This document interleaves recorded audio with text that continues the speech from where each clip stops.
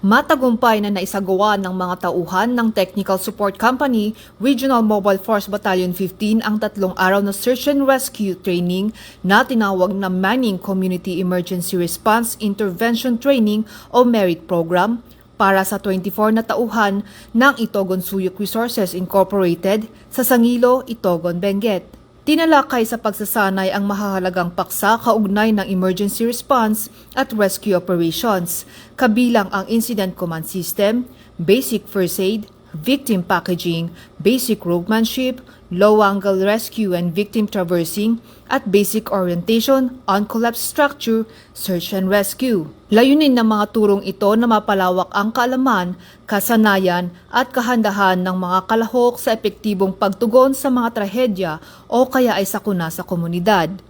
Bilang bahagi ng pagpapatibay sa mga konsepto at teknik na tinalakay, hinati ang mga kalahok sa 3 pangkat at isinilalim sa mga practical at scenario-based exercises na ginaya ang mga aktwal na insidente ng emerhensiya.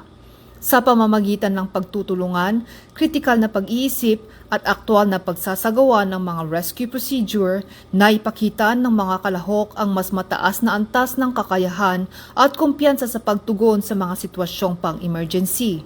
Nagtapos ang pagsasanay sa isang komprehensibong critic at evaluation session kung saan nagbigay ang mga tagapagsanay ng mahahalagang obserbasyon, rekomendasyon at mungkahi para sa higit pang pagpapabuti. Nakatulong ang gawain ito upang masuri ng mga kalahok ang kanilang naging pagganap, matukoy ang mga aspetong nangangailangan ng pagpapahusay at lalo pang mapalakas ang kanilang kakayahan sa emergency preparedness at response. Isinagawa rin ang isang closing program bilang formal na pagtatapos ng aktibidad.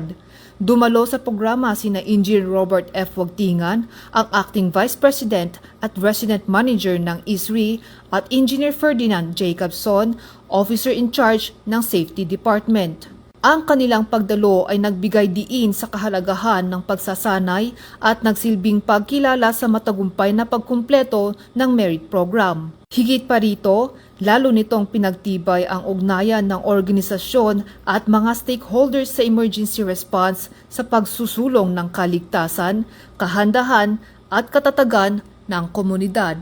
Mula dito sa Sangilo, Itogon, Benguet, ako ang inyong Police News Network Correspondent, Police Corporal Kashmir B. Supsupin, alagad ng batas, tagataguyod ng Balitang Pulis.